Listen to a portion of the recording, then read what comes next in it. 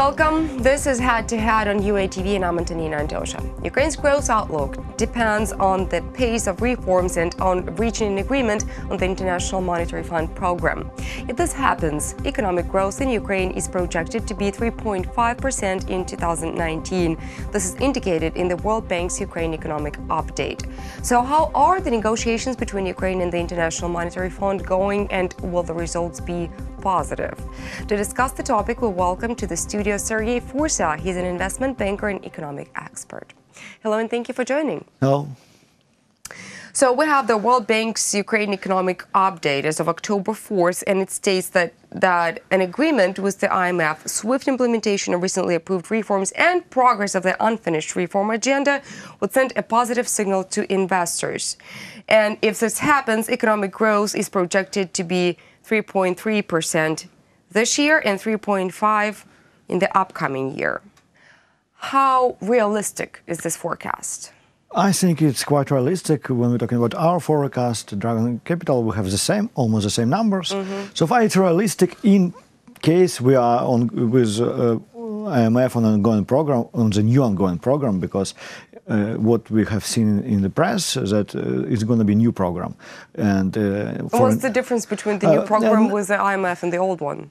Because the old one was long-term program, EFF program, that focused on structural reforms mostly. But everybody understands the next 12, 18 months, it's election period, and it's just impossible in Ukraine to implement new structural reforms. So the program just changed its format, or did we not fulfill the requirements? Okay, we are not fulfilled it till the end, because talking about IMF program, we got only 4 tranches at the period when we should get already 12. So far, we can say that we are not really good in the fulfilling. We are moving forward, but we're still not good in the program. So for next 12 or 16 or 18 months, nobody really know, will be new standby programs with focus on fiscal stuff like budget deficit and implementation of the reforms that were already start previously, like implementation of the anti-corruption court. Okay, when does the program start? The new format of the program start working? When they will agree. It will be not the currently they discuss not the last tranche of the last program, but the next tranche of the first program, a new program. So what problems do we have now? It's problems mostly with the budget deficit, because as far as everybody understand, agreement on gas price hike already reached. And there is agreement, and it's just a political now decision when to make this decision. And the biggest problem for the current negotiations is EST. It's tax for exit capital tax that wanted to be implemented from the part of the political authorities of Ukraine, like President of Ukraine. And IMF not really agreed that it's a good time for implementation of this task. So what does IMF require in this situation? IMF said, okay, if you want to decrease tax, and ECT, it's like decrease tax. You just cut profit tax from Ukraine. IMF said, okay, but the next year will be quite risky for fiscal stuff, because you got election period, you could get a lot of problem with budget deficit. So maybe it's not a good year when you got election year to implement these tax cuts, and we just want to see what you will gonna do on the other side of the budget. If your income's going down for approximately 50 billions, show us what cuts you will be doing in your spendings. But still, IMF didn't get any figure what government should do. That's why it's a problem. Because what's the amount of tranche we're talking about from IMF? I don't know, because in the framework of a new program. yeah, I don't know, because there is no official information. There is only not public stuff that comes to the press, and press publishes. In any case, there is information already being published and present that the new tranche in the framework of a new program between Ukraine and IMF is not going to go to Ukraine's budget, but to the sources of Ukraine's national bank. What does this mean? 99% of all tranches of IMF go to reserve of national bank. So most of the previous. So basically, Ukrainian people are not going to see the money. No, it's good. It's a good idea that they don't gonna see money and they don't gonna spend this money.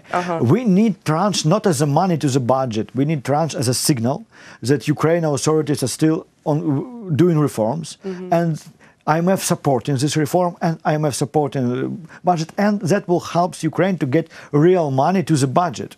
Because yes, we are not on a track on our program of lending this year, because we're still waiting for a good moment to enter a market for Eurobonds, for instance, to print Eurobond. And it's very important for us because our plans was to go on the market to take 3.5 billions, and it's still ongoing because we still do not get any IMF tranche. The money from official lenders like World Bank that you was mentioned there, and from European Union also depends from this signal from IMF. If we would not get staff level agreement, it's impossible for Ukraine to print Eurobonds, and it's impossible for Ukraine to take money from official lenders. And here we got a huge risk why we need IMF tranche, why it's so important for Ukrainian economy, because it's a refinancing risk. We need to refinance all debts, like external? External, yes. External that in dollar debts, it's the biggest problem. And you just can't take it from reserves. Obviously, you can.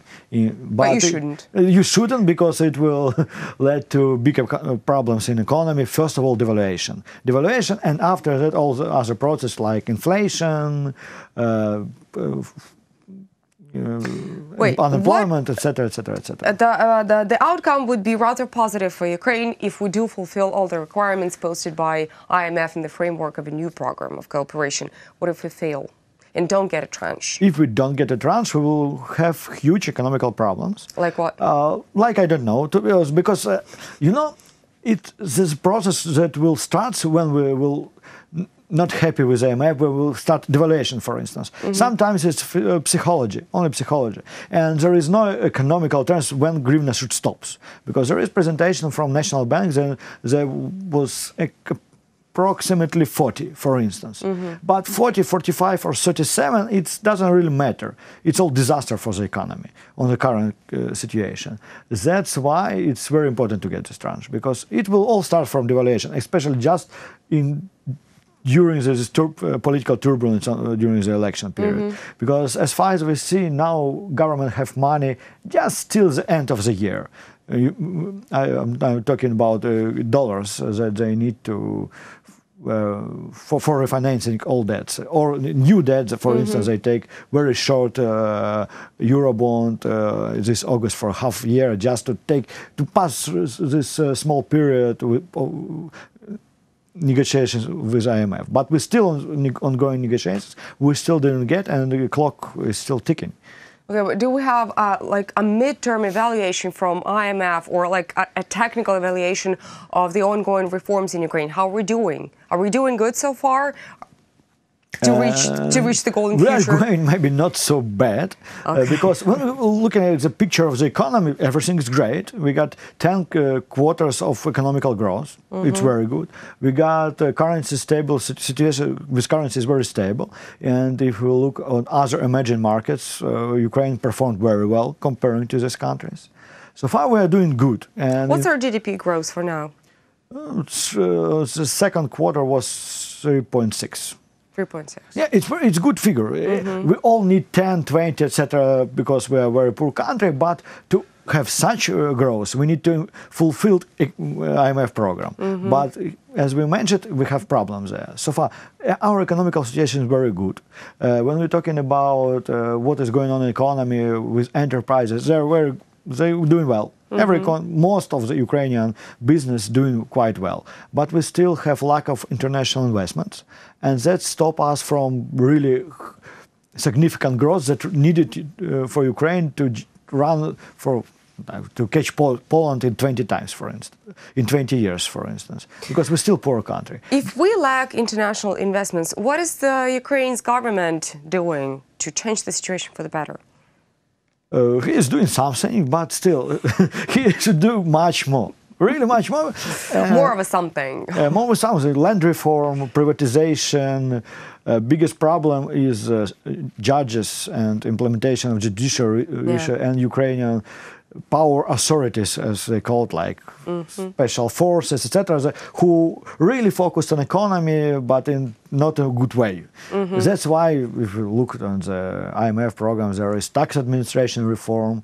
There is they wait from Ukraine, for instance, to implement this new special force that will take all responsibilities to be focused on economy, from SBU, from police, from general prosecutor, from tax administration. It's really needed. So if we will implement, for instance, IMF program in half of the year by the parliament, and for a year in addition by the government, we will see completely different growth and completely different level of foreign investors. Because currently, yes, it's very poor. The level of foreign investments in Ukraine is very poor comparing with every normal country. Okay.